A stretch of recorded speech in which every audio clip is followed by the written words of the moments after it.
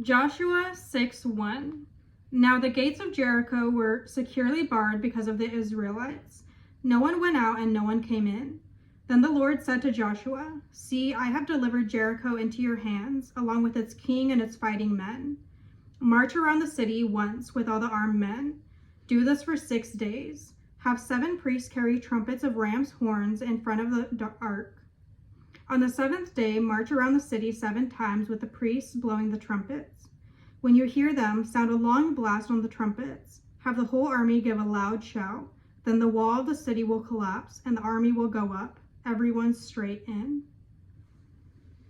Tune into a cleaner future with Pollution Evolution. We are your hosts, Faith and Kimberly.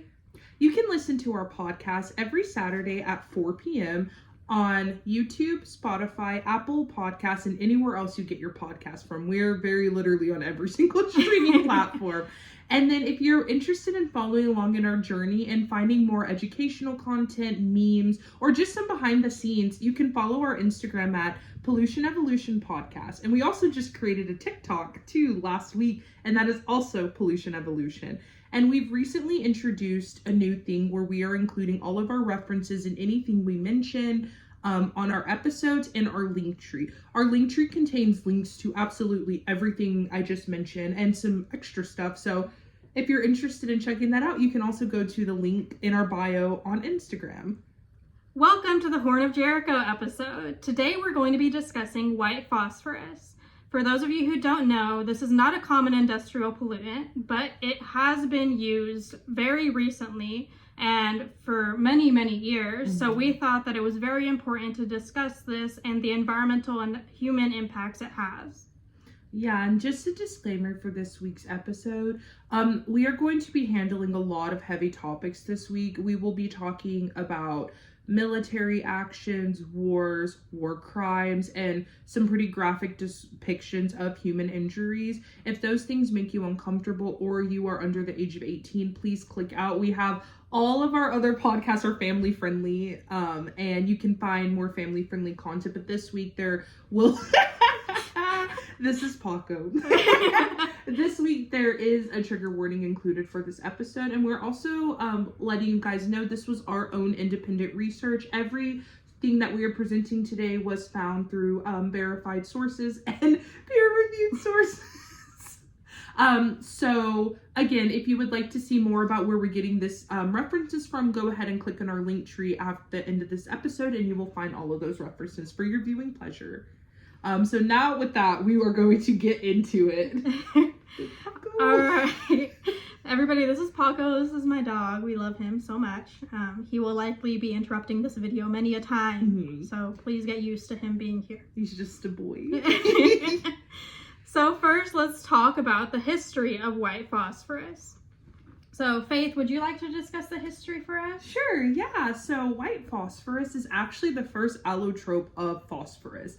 And it is a waxy yellow colorless substance, and it has been used for scientific study in arson and in warfare as early as the 19th century by Irish nationals. It was originally discovered in 1669 in Hamburg, Germany. Yes, the place where hamburgers come from. By pharmacist and alchemist Henning Brandt. He was attempting to create the Philosopher's Stone. If you've seen Harry Potter, you know what that is. But instead, he produced phosphorus, white phosphorus, by heating phosphate-containing compounds.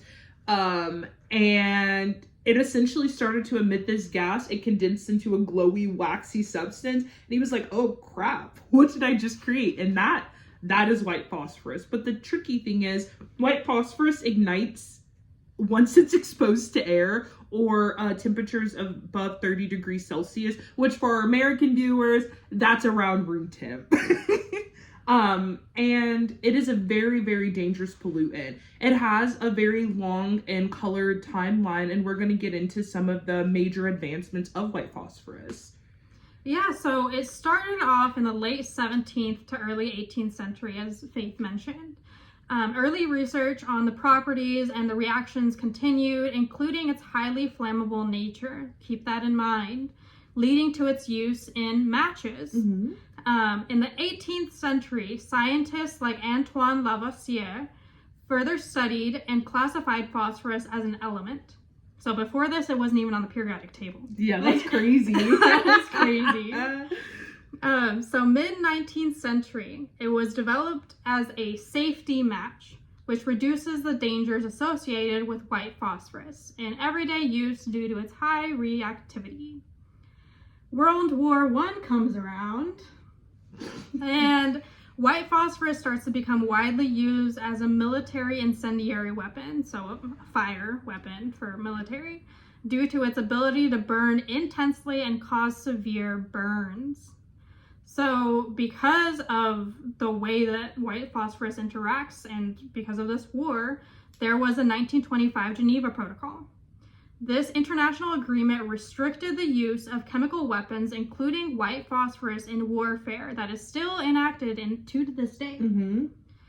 But loopholes remain regarding its use as a smoke agent. So it is technically okay for you to use it as a light, right? Or like a fog screen. Like you can use it to like basically block yourself. So in warfare, that's what you'll typically see it. Like whenever there's like ground invasions, you need cover, you will use a screen of white phosphorus. And if there's no civilians in that area, it's legal, like under the international treaties.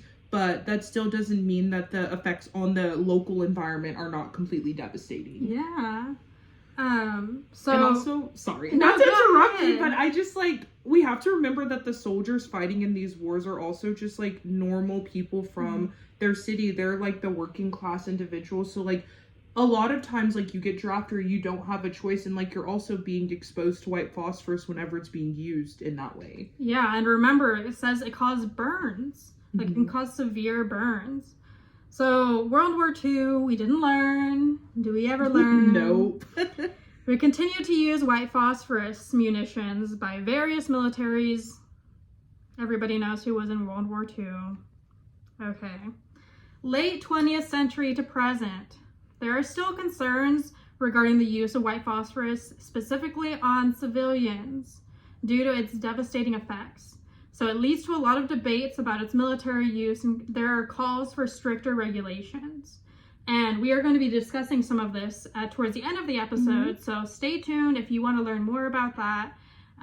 But so far, white phosphorus is not looking good. Yeah, and like the timeline, like we said, it's literally like coincides with major world wars and conflicts. And unfortunately, like, I think that's the nature of white phosphorus. It was relatively used for matches, but in the hands of man, it's become a weapon. Yeah. It's become a chemical weapon. Well, technically, it's not classified as a chemical weapon by the CCW, but it is used as one, most definitely. Yeah, they're using it on civilians whenever they're legally not supposed to be. Yeah, and that kind of brings us to our next point of like, how in the world is white phosphorus affecting our health? Like, what in the world is this exposure actually being done? So to paint the picture, in 2023, there was a white phosphorus attack in a major urban area that Amnesty International and Human Rights Watch wound up reporting on. And in this area, there was reports of these massive clouds of white plumes coming out of the sky and pellets literally raining down on the people that were so densely concentrated. This happened in the Palestinian territory of Gaza. And most of the people already knew what was happening. So when they came to the doctors, they said, hey, like, we have been attacked by, we have chemical burns. We've literally been burnt through the skin, but they're not freaking out because they've already been through so many attacks of white phosphorus. So with that, some of the ways that white phosphorus can actually affect the body is through three main ways: dermal, through your eyes, and inhalation. So I'm going to touch on dermal burns first. So as I mentioned before, it causes severe burning to the skin, literally down to the bone. It was described by Dr. Hassan Abu Sita. Because as a chemical, it continues to burn until it's no longer exposed to oxygen.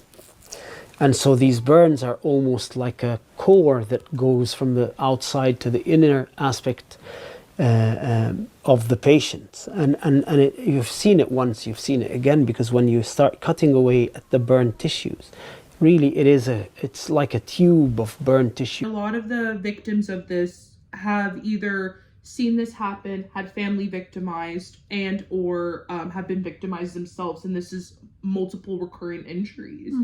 And even after you have healed, you have recovered, you've done everything that the WHO has listed in terms of like exposure, yellowish gray smoke can still be emitted from the wounds. And with enough exposure to oxygen, which is literally like all around us, your wounds can literally be reignited. And that's one of the scariest things about white phosphorus is months or weeks or however long after the initial drop of it, it can still react. Yeah, because it's still in your body. Yeah. And if there's oxygen around, which oxygen pretty much is everywhere, unless like you're in an anoxic environment, the chances of you reigniting are very high. And with that, this causes severe disability.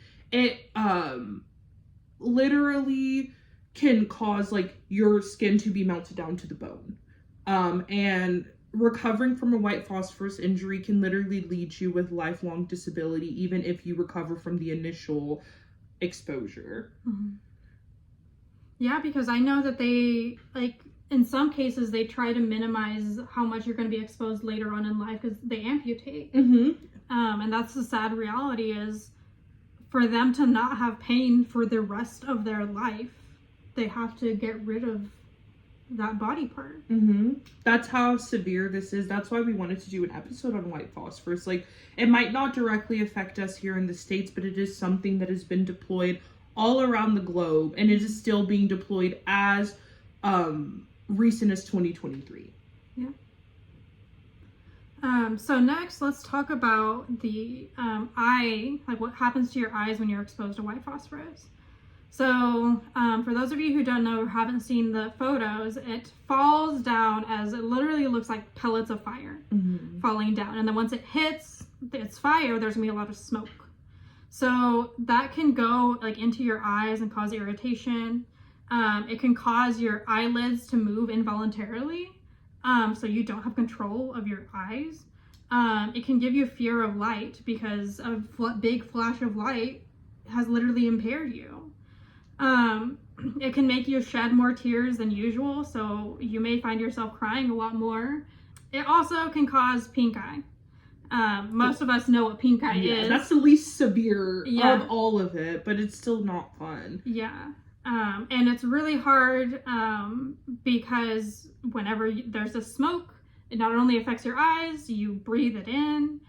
It can irritate, obviously, your respiratory system, cause you to cough, give you a headache. And then it can have a delayed onset of lung edema.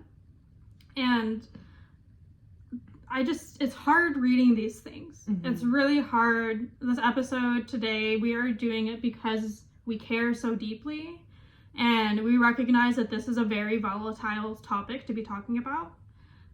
But we want everybody to know we are here because we believe, we know that these people do not deserve to be treated this way. Yeah, and we know that, like, using science in this way to harm civilians and to harm the environment is not how you make change. Yeah, it's not how we as a society intended. And initially when we figured out science, we found science. Like, it wasn't, we're going to use this as a weapon, but it falls into the wrong hands. Yeah, exactly. And, like, I think it's our duty now to report these facts because before all of the uses in war, I had no idea that this even existed. We're very insulated here in the States, and we don't realize the ramifications that happen in a lot of other countries because we're shielded. I mean, in our schools, we don't learn like nearly anything about happenings outside of the US, and if we do, it's very censored. So yeah, and like our final effect for the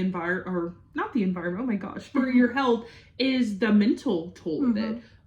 People that have been in white phosphorus attacks suffer from severe PTSD, and like Kim said, photophobia or the fear of light. That is a very real thing, and a lot of people that have been in these war zones that are like civilians now have severe PTSD, trauma, and other mental health disorders from the chemical warfare and agents that was used against them. And it's just absolutely, it's hard to stomach. Like, it's hard to just stomach that there are people around the world that literally have bones that have been burned down to that point. Yeah, I mean, like, it's hard to understand or try to make sense of why it's happening to those people. Exactly, because what's so different about us and them, literally, besides just where we were born? Like, again, like we said on the first episode, borders are literally man-made.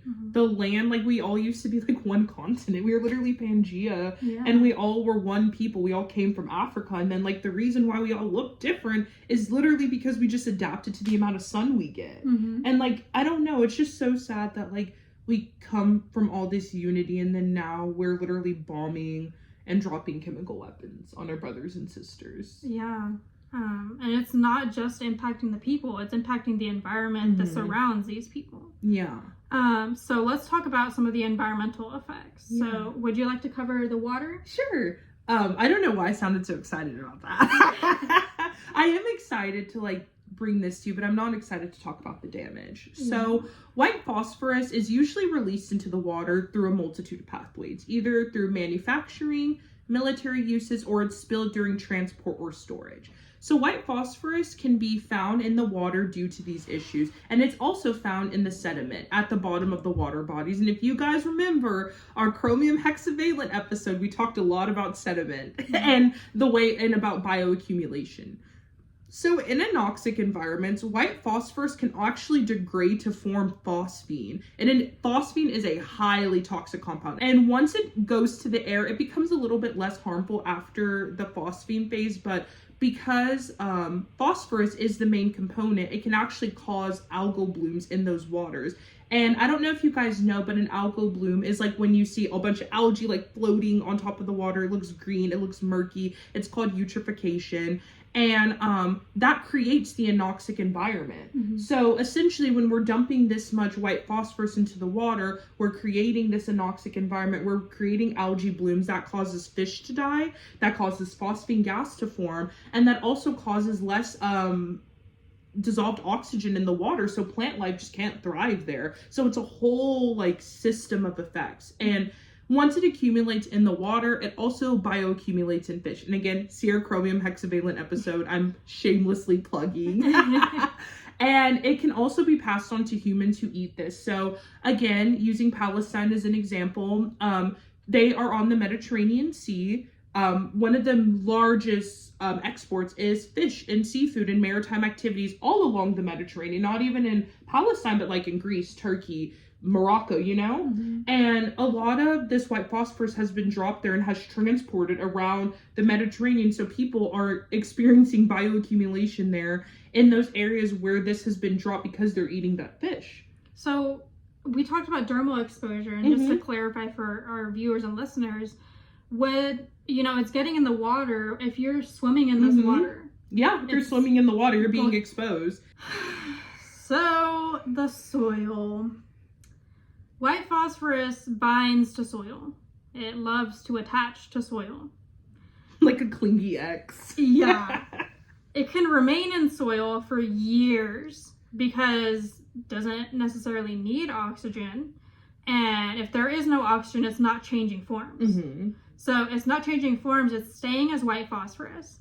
And then it can go into our groundwater and our aquifers, and everybody, we've talked about this many times, like our aquifers span states, most of them. Like this is not just, it wouldn't be just one region being affected. Yeah, it's everywhere that's connected. Like, we need you guys to really, really understand that, like, pollution is not local. It always transports. Always transports.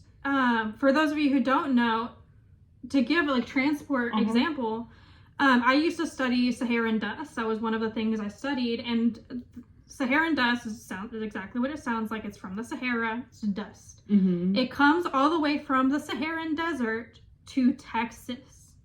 Yeah. Just based off the wind. Yeah. So think about all of these things that are like white phosphorus going into the atmosphere. Yeah, because it binds to soil particles. And soil particles can be carried for long distances without deteriorating. Yeah.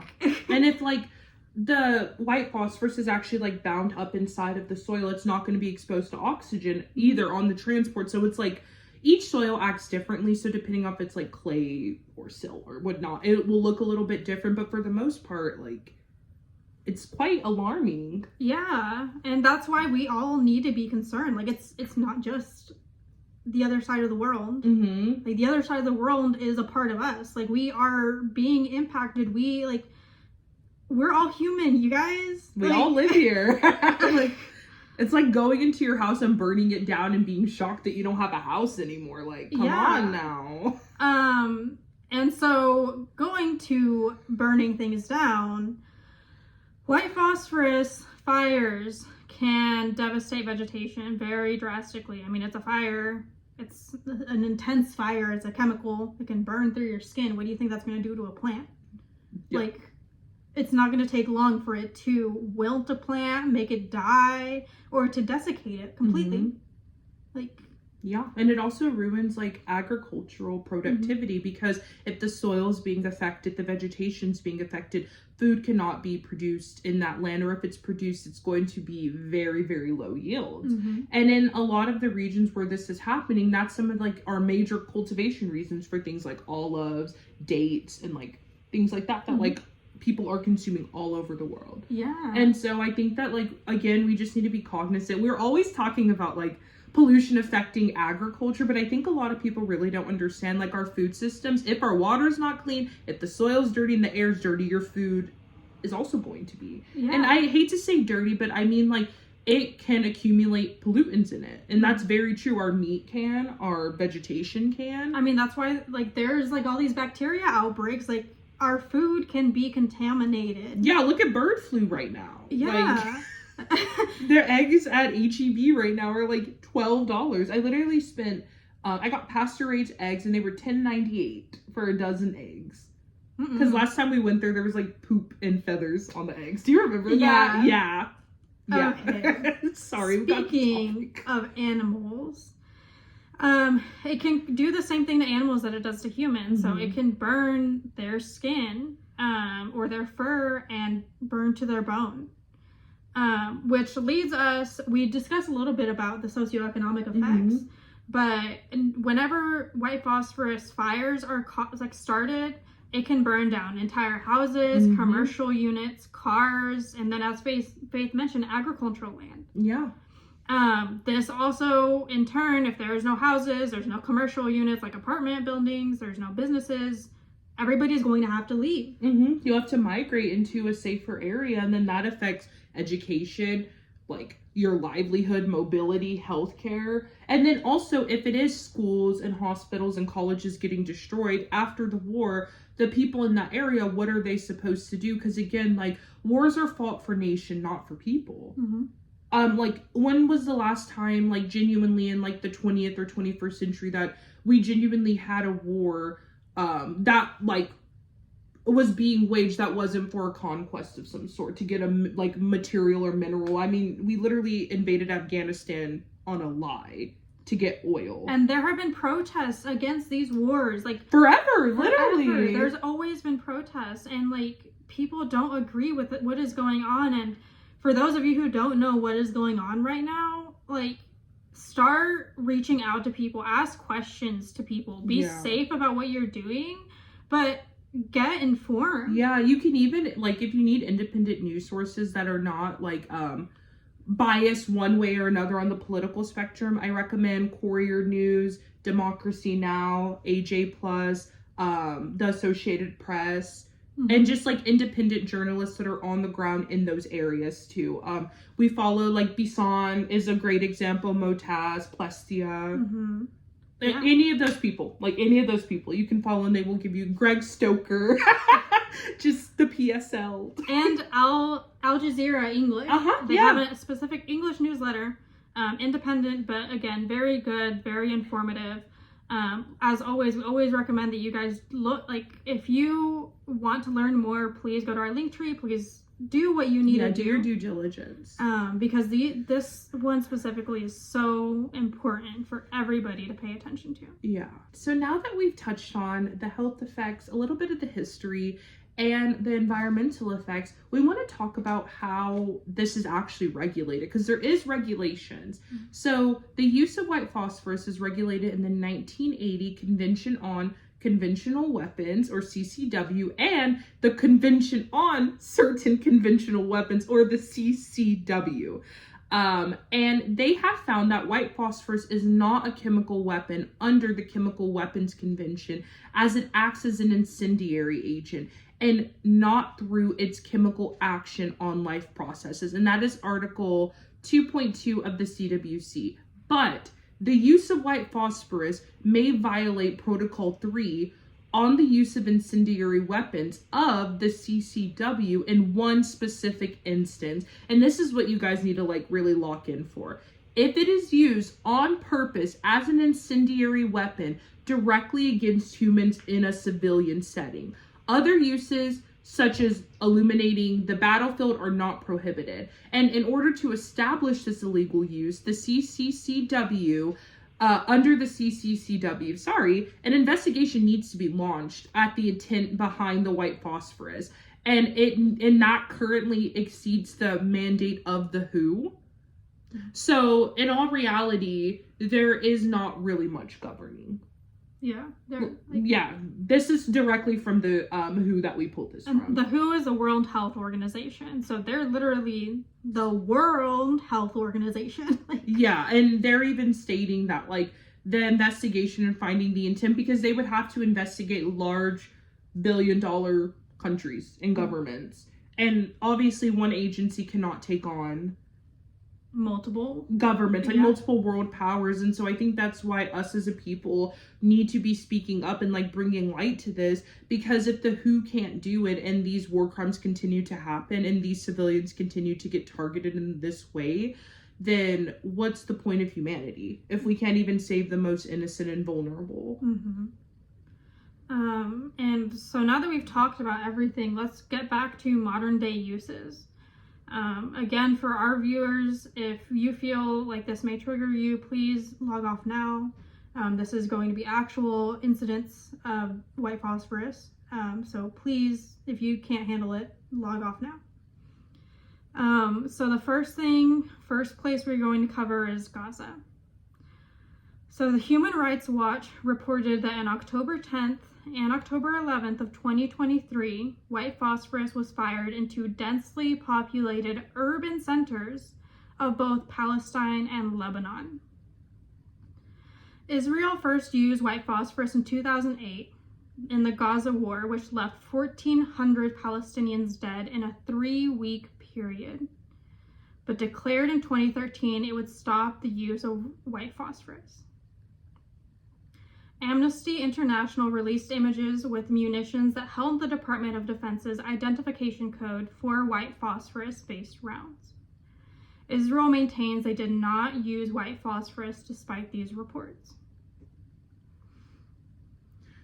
Our next instance is in Lebanon. So in Lebanon, there has been multiple deployments of white phosphorus. First in June of 1982, where there was 50,000 fatalities and injuries, and 60,000 Lebanese citizens were displaced. Again, in July of 1993 in South Lebanon, there were more than 1,000 buildings bombed, 400,000 displaced, 118 human fatalities, and 500 injured civilians. In April of 1996 in southern Lebanon, more than 100 human fatalities, including 37 children. In July of 2006, there was 1,200 human fatalities and 4,400 injured civilians. In October of 2023, in southern Lebanon, there was 134 forest fires, more than 100 injured civilians, more than 50 human fatalities, and 20,000 displaced people. And there was widespread property damage. And Lebanon and Gaza are right next to each other, so a lot of this damage is being felt. Well, they're not right next to each other. There's some illegally occupied territory separating them, but they used to be next to each other. But my point being is that they're close enough that these attacks are not only affecting Lebanon or Palestine, it's even like probably going into Jordan, because Jordan's right there too. Like when we're saying that these things transport, that's what we mean. And now we're going to get into the US. So the US actually tested white phosphorus in Alaska at the Eagle River Flat site. And this site was declared highly toxic after years of military testing. And get this, it literally took from 1982 to 2006 to fully clean up this site. And I need you guys to understand that that is with the full might of the United States government, or the EPA, which was leading the cleanup effort, backing it. And if this happens in some of those other countries that do not have as big of a GDP as we do, their cleanup efforts more than likely will not be able to be funded through the whole life cycle. Because that's more than 20 years. Yeah. More than 20 years to clean up one chemical.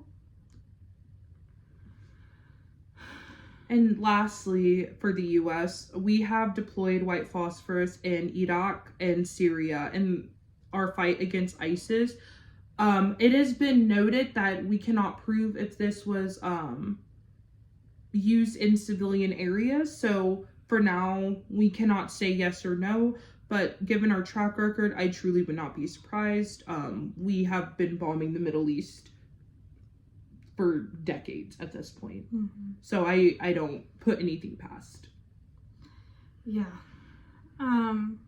In 2022, white phosphorus was deployed by Russia in the war against Ukraine. It has caused severe soil contamination, destruction to agriculture, forests, and waterways.